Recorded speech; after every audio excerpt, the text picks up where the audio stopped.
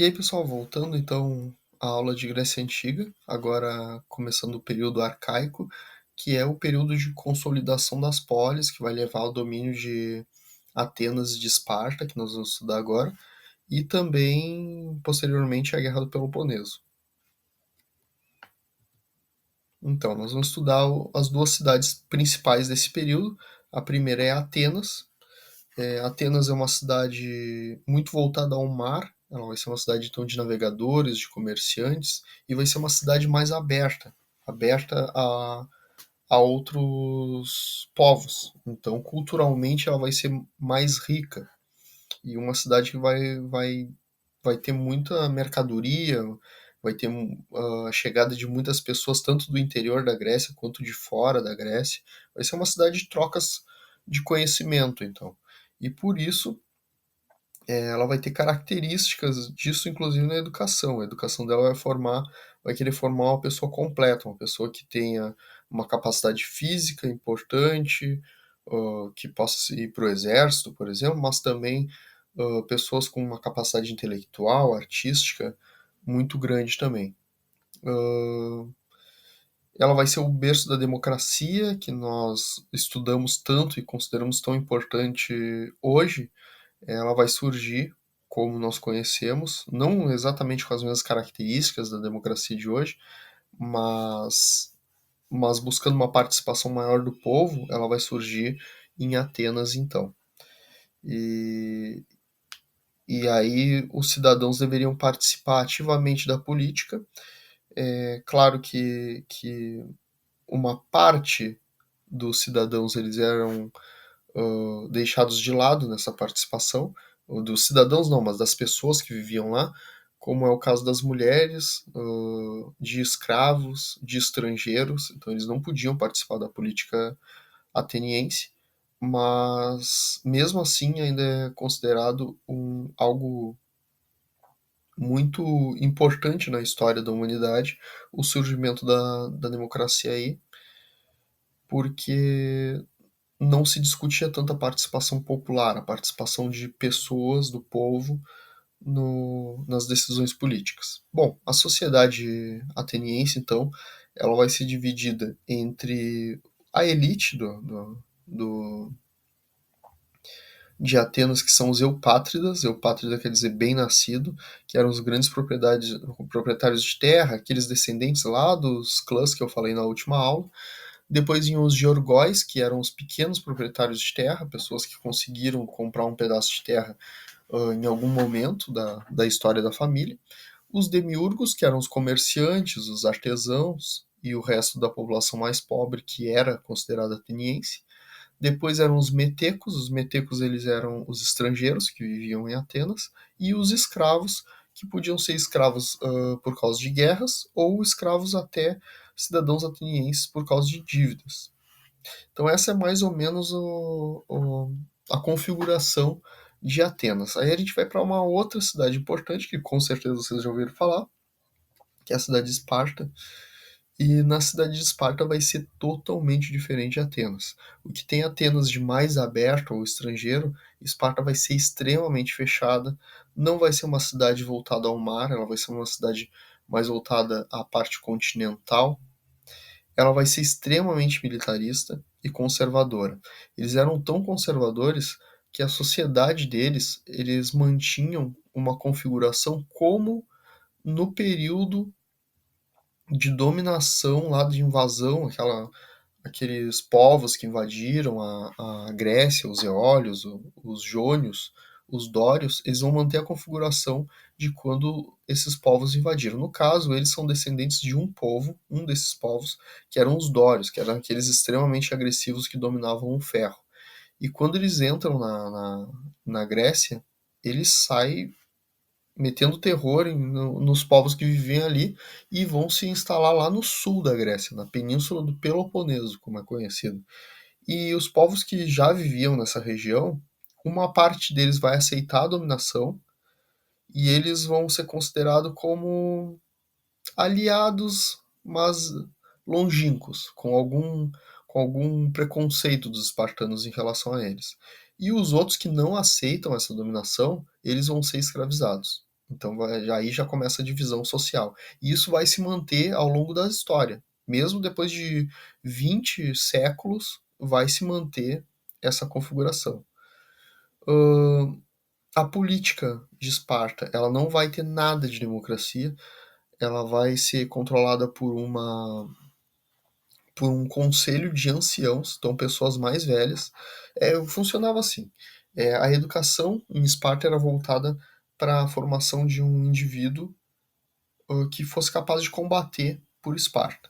Porque os espartanos não queriam nem que os outros povos que faziam parte da sociedade espartana pudesse, pudesse lutar. Então, os periecos, por exemplo, que são os homens livres, descendentes daqueles povos nativos que não resistiram à invasão, eles não podem lutar do lado do exército espartano. Eles podem, quem sabe, ali fazer um pequeno pelotão deles, mas nunca vão ser considerados como os espartanos. Já os ilotas, que são os escravos, eles não podiam nem participar de nada no exército. Eles não participavam ativamente. E considerando isso, então, é, que um espartano ele tinha que viver para o exército, desde o nascimento dele ele já era pensado para o exército, os espartanos, depois da escola, eles tinham que ir direto para o exército. Eles serviriam no exército durante muitos anos, durante a maior parte da vida deles.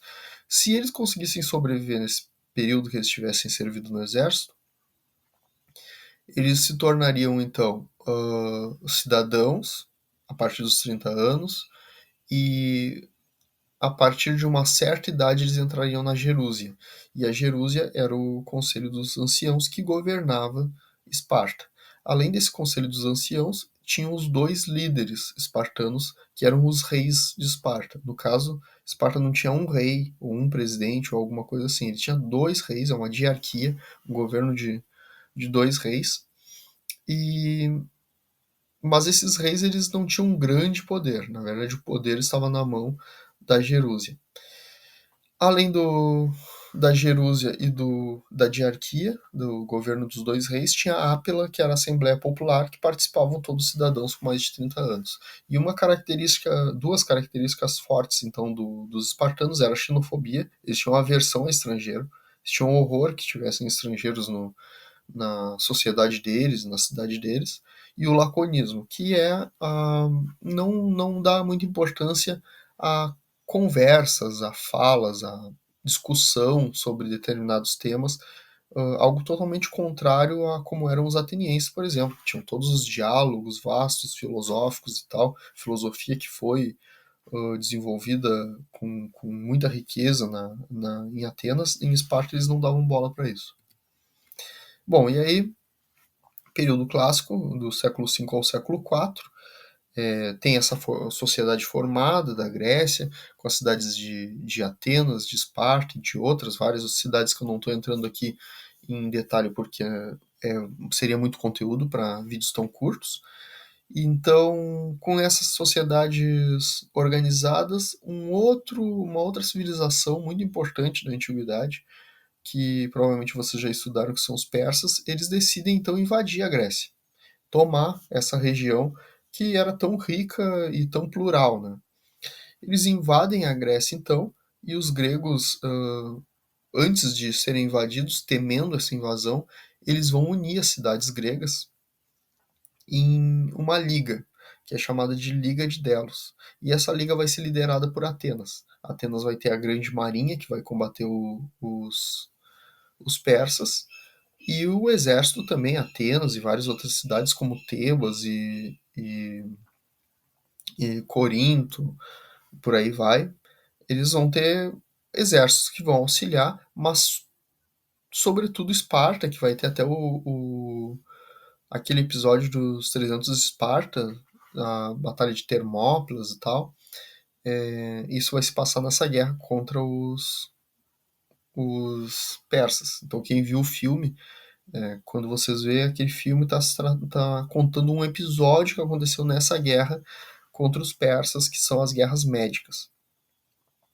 Bom, então os persas, apesar de ter um exército enorme, eles vão acabar sendo vencidos Na batalha de Termópilas, os gregos são vencidos, só que eles já enfraquecem um pouco o exército dos persas. E aí existe uma batalha naval em que os atenienses vão vencer novamente os persas, e o exército persa que chega próximo a Atenas para dominar a cidade de Atenas, ele chega já bem enfraquecido.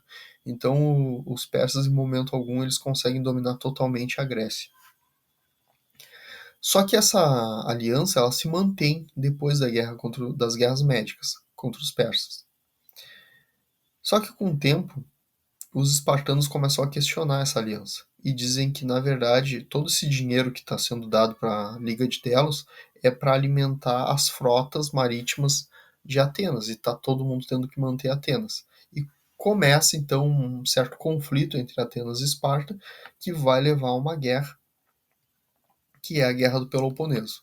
E essa Guerra do Peloponeso vai significar um enfraquecimento da Grécia, porque vai se tornar então uma grande guerra entre duas cidades importantes, que é Esparta e Atenas, e os aliados dessas duas cidades. E nessa guerra, então, depois de finalizada a guerra, com Atenas com um menor poder, um reino lá do norte vai acabar dominando essas cidades-estado que estavam enfraquecidas. Esse reino é o reino da Macedônia, primeiramente governado pelo Filipe II, que começa a expansão do reino da Macedônia, do norte para o sul, para a Península Grega, e depois do filho dele, o Alexandre o Grande, que vai dominar toda a Grécia, e aí vai começar uma campanha gigantesca que vai pegar a Ásia Menor, vai pegar parte do Oriente Médio e o Egito também, e depois vai se voltar aos persas para dominar o resto do Império Persa, chegando até a atual Índia, fazendo um dos maiores impérios já existentes na história da humanidade. E nesse período de dominação do Alexandre, que tem uma história interessante, ele é uma pessoa que morre com 33 anos, morre muito novo, mas formando um exército imenso, é, vai ser conhecido esse período como um período de muita difusão da cultura grega, e ao mesmo tempo dos gregos pegando alguns elementos da cultura do Oriente, formando então o que se chama de cultura helenística, que foi bastante importante, depois até influenciando os romanos que nós vamos estudar na próxima aula. Então é isso, pessoal, sobre Grécia aí, bem rapidinha a aula. É claro que tem muito mais conteúdo, muita mais coisa, muito mais informação que vocês podem buscar, mas bem resumidamente, esses conteúdos são importantes aí para vocês ficarem ligados para a prova de vocês. Então tá, valeu.